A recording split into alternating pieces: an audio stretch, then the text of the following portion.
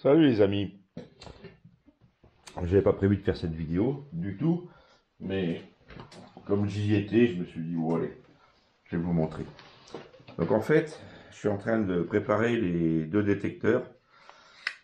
Donc révision générale, contrôle des potentiomètres, donc je parle des deux nos appareils Nautilus, DMC 2B, dont un a une platine marquée 2BA et est plus récent. Et bon, ces appareils qui sont sans haut-parleur bien sûr, et il faut travailler avec un casque. Sauf que ces appareils ont une particularité, c'est que vous avez deux circuits sur ces appareils-là, et vous avez deux sons. Un son dans une oreille qui est le mode tout métaux, et un son dans une autre oreille qui est le mode discrimination. Donc il faut absolument un casque qui soit en stéréo, et avec réglage du volume sur chaque oreille, puisqu'autrement ça vous défonce la tête. Tout simplement parce que l'appareil, il n'y a pas de réglage de volume. Donc il faut absolument pouvoir régler le volume au niveau du casque. Et indépendamment sur chaque oreille, bien sûr. Pour pouvoir régler les sons ferreux, qui sont très nombreux, pouvoir les baisser. Et puis garder qu'on son plus fort, en fait, les objets qui vont être discriminés. Que vous entendrez dans l'autre oreille. Alors c'est ce que je suis après à faire. C'est-à-dire que je suis en train de fabriquer un casque. Alors pour tout vous dire, il est minuit et quart, ouais presque non, minuit et demi même. Et ça fait 6 heures que j'y suis dessus. Donc vous connaissez peut-être ces casques-là, là, AV-Link, où vous aviez un réglage volume. L'autre partie, vous aviez le réglage volume et un interrupteur mono stéréo. Sauf que ces casques-là, ils sont de très mauvaise qualité. Ils font mal aux oreilles, c'est vraiment monté. C'est du casque à 10-12 euros, c'est de la merde. Les haut-parleurs sont de mauvaise qualité, enfin, il n'y a rien qui va là-dedans. Donc, j'ai pris un casque de qualité supérieure. Et puis, voilà. Donc là, je suis en train de le modifier. C'est-à-dire que j'ai refait tout un faisceau électrique avec des potentiomètres et tout, sauf que le casque n'était pas du tout prévu pour ça. Donc il a fallu que je rentre de ce côté-là, donc j'ai défoncé la partie extérieure du casque. Il y avait des beaux enjoliveurs et tout ça avec la marque et tout. Donc j'ai tout défoncé ce côté-là, j'ai repassé les câbles à l'intérieur et tout. Euh, Pas une partie de plaisir pour repasser dans l'anse et puis que ça puisse passer aux articulations, un gros bazar. Là j'ai monté un potard qui force un peu celui-ci. Enfin bon, il fonctionne, c'est bon. Alors celui-ci, ça sera la discrimination, côté gauche. Et puis ici, je suis sur la partie la plus compliquée, on va dire, la plus chiante. C'est que je suis en train de refaire tout le circuit à l'intérieur. Donc là, j'ai positionné l'interrupteur mono stéréo. Ici, la platine avec toutes les arrivées et les départs. Ici, un potentiomètre pour le volume discrimination. Alors ça loge au chausse-pied, hein. J'ai tout démonté aux pièces détachées, j'ai tout monté, refait les soudures et tout. C'est impossible à souder ces petits fils là, parce que ces fils là, en fait, c'est des fils avec une fibre synthétique à l'intérieur et il n'y a quasiment pas de cuivre autour. Donc pour les souder, faut les brûler pour enlever le nylon, enfin ouais, qui se trouve à l'intérieur. Et puis il reste 3 fois rien pour souder, c'est d'une fragilité pas possible. Enfin, j'ai réussi à tout caser. Alors c'est pas très beau, hein, je vais vous dire tout de suite de l'autre côté. C'est pas joli.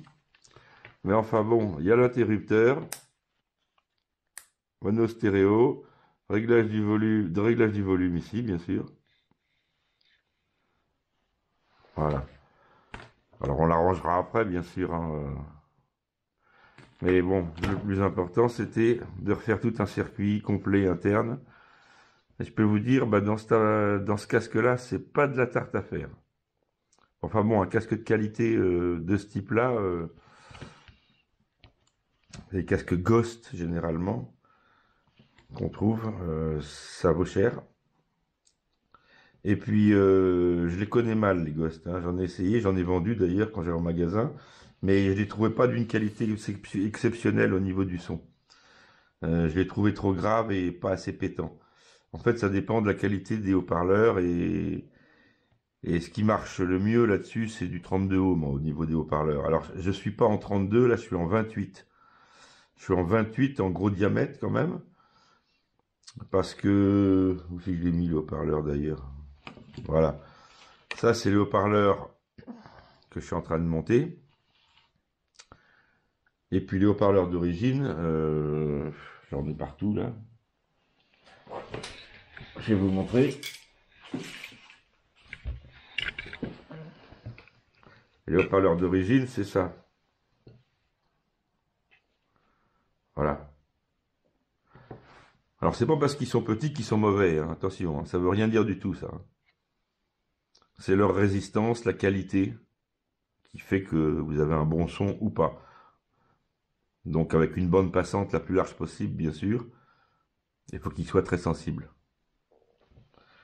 Donc ceux-là ont un bien meilleur rendu, hein. Bien sûr, j'ai essayé sur mon ordi avant, sur de la musique, sur pas mal de choses. Ceux-là, ils ont un nettement meilleur rendu. Donc voilà, je suis en train de monter ça. Et puis je m'amuse. Donc j'espère qu'il n'y a pas un fil qui s'est dessoudé là-dedans, parce que pour aller le remettre, ça va être quasi impossible. Donc là, il me reste plus que le haut-parleur, et puis remonter tout. Et puis j'aurai enfin fini. Au bout de 6 heures de boulot, quoi. Et encore, je vois qu'il y a un truc qui marche pas, que j'ai pas remonté comme il faut, parce que celui-ci, il fonctionne bien, il sert, mais pas celui-ci. Celui-ci, il y a un problème dans le ressort là quand j'ai remonté. Donc il faut tout que je redémonte et c'est une sacrée saloperie ça. Donc je vais vous montrer aussi les disques. Alors j'ai refait les disques, ça vous avez vu. Alors ça, c'est celui que j'ai réparé. Donc ça c'est le 10 pouces. 10 pouces et demi exactement. Donc ça a été ressoudé tout le tour. Et puis je les ai pas en verre, parce que c'est un peu plus discret que ces grosses rondelles blanches là. Sans compter qu'ils commencent à faire un bon diamètre. Donc c'est entièrement réparé, j'ai juste à siliconer ici. Et puis les tester. Alors pour la peinture, ils sont pas peints, hein, attention. Enfin ils sont peints, oui et non. C'est-à-dire que les 2 premières couches que j'ai fait, c'est pas de la peinture en bombe que j'ai mis.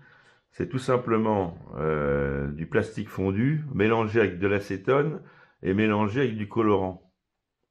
Ce qui fait que c'est teinté dans la masse. Parce que si vous prenez un disque et puis que vous le peignez même si vous le nettoyez, vous le poncez, vous le peignez à la bombe, vous allez voir, ça va s'écailler partout, vous allez voir le blanc réapparaître, c'est dégueulasse.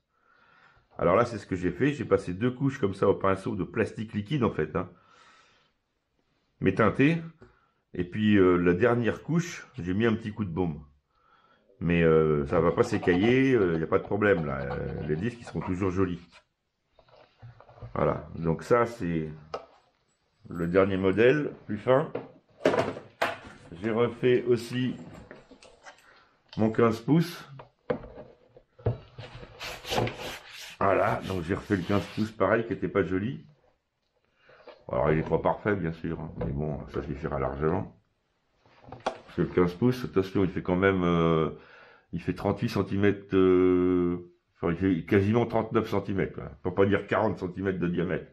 Je sais pas si vous voyez l'engin, mais c'est monstrueux. Et bon, comme c'est un appareil qui a un mode statique, bien sûr qu'avec ce genre de disque, en mode statique, c'est-à-dire pur statique, sans mouvement, et avec discret en plus, hein, et ben on peut faire de la recherche en tout genre. C'est-à-dire qu'on peut faire de la recherche de trésors, de choses cachées, enterrées profond. Il va avec un gros disque comme ça en mode statique, oui, là on peut faire rechercher vraiment des trésors enfouis, cachés, du militaria, des armes enfouies on va dire très profond, hein, genre du 1 mètre, c'est possible.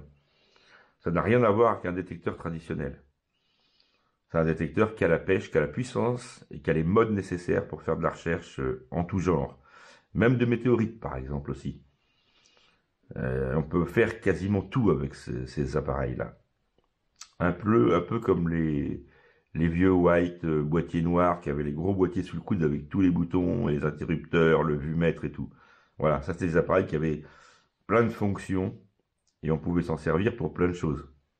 Ben là, on est dans le même cas de figure. Mais par contre, bien plus puissant. Voilà, donc j'espère vous faire une petite sortie d'ici peu. C'est pour ça que je suis après remonter tout ça et que j'ai bien envie d'aller tester ça. Voilà, donc voilà, c'est juste une petite vidéo comme ça. Donc je continue, et puis j'ai un copain qui m'a fait des boîtiers pour mettre les piles, parce que vous avez vu les porte-piles dans une vidéo précédente, mais là il m'a fait deux boîtiers à l'imprimante 3D pour que je puisse mettre les porte-piles à l'intérieur. Donc je vais pouvoir mettre les boîtiers sous l'appareil. Et puis ça s'ouvre avec deux grenouillères et on pourra mettre le pack à l'intérieur de piles et tout ça. Donc ça va leur faire une belle autonomie, puis une bonne puissance en plus. Et puis on va revenir sur des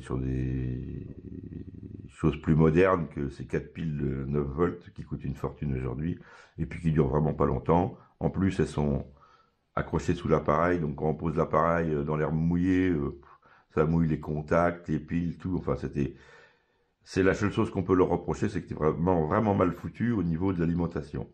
Mais enfin, vu l'année des engins, voilà, à l'époque, ils n'avaient pas le choix d'aujourd'hui. Hein. Donc, voilà, il avait fait ce qu'il pouvait au plus léger et c'était la solution. Sur ce, bon allez, je vous laisse à une prochaine vidéo. C'était juste pour vous montrer l'avancement des travaux.